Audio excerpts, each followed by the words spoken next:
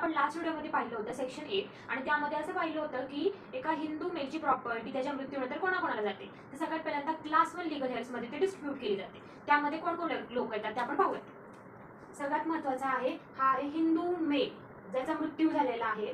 त्यानंतर ही आहे त्याची विडो म्हणजे त्याची लिगली वेडेड वाईफ आणि ही आहे त्याची आई म्हणजेच मदर एम आणि हा आहे त्याचा सन आणि हा आहे त्याचा प्रीडिसीस्ड सन म्हणजे की आपण जे लोक गेलेले आहेत त्यांना आपण ब्रॅकेटमध्ये डिनोट करतो आणि त्याची आहे विडो आणि त्याचा सन ऑफ प्रीडिसीस सन आणि डॉटर ऑफ प्रीडिसीस सन ही मुलगा आणि ही मुलगी आणि ही आहे डॉटर आणि आहे प्रीडिसीस डॉटर आणि तिला आहे एक मुलगा आणि एक मुलगी आणि हा आहे सन पण आहे सन ऑफ प्रीडिसीस सन त्याची विडो आहे आणि हा सन ऑफ प्रीडिसीस सन ऑफ प्रीडिसीस सन आहे आणि डॉटर ऑफ प्रीडिसीस सन ऑफ प्रीडिसीस सन आहे. आता यामध्ये हे जे मी ब्रॅकेट केलेले आहे हे 2000 हे 2005 च्या अमेंडमेंट नंतर हे 4 लोक ऍड झाले आहेत.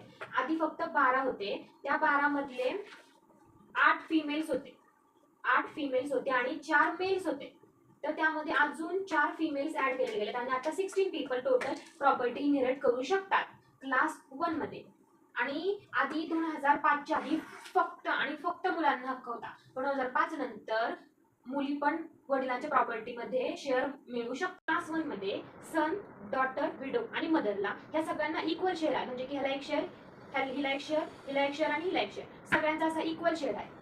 तो सन हा लिजिटिमेट सुद्धा असू शकतो आणि इलिजिटिमेट सुद्धा असू शकतो आणि अडॉप्टिव्ह सन सुद्धा असू शकतो. डॉटर ही मॅरिड असू शकते अनमॅरिड असू शकते आणि विडो जर विडो आपल्याकडे 2 असतील आता इथे एक हिंदू मेल आहे मेलेला त्याच्याकडे 2 विडो आहेत समजा त्या दोघींना मिळून एक शेअर मिळणार म्हणजे की आता ह्या दोघी आहेत त्यांना एक शेअर मिळणार मग त्या दोघी हाफ हाफ घेणार असं दोघींना पण हक्क आहे आणि आईला सुद्धा एक शेअर मिळणार. आणि आता इथे आपण बघूया फॉर एक्झाम्पल आता इथे मी तुम्हाला एक सांगण्यासाठी केलंय हा हिंदू मेल आहे ही आई आहे सन 1 सन 2 आणि डॉटर.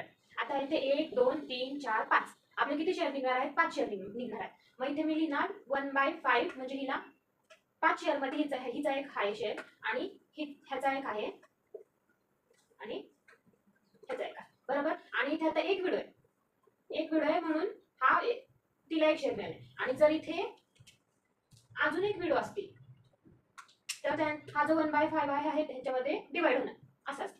आणि समजा जर इथे हा सन आहे आणि हा सन समजा गेलेला आहे आणि त्याला एक मुलगा आणि एक मुलगी आहे तर हा 1/5 ह्याच्यामध्ये डिवाइड होणार ह्याचा शेअर त्याच्या पुढच्या ह्यालाच बोलतात डॉक्ट्रिन ऑफ रिप्रेझेंटेशन.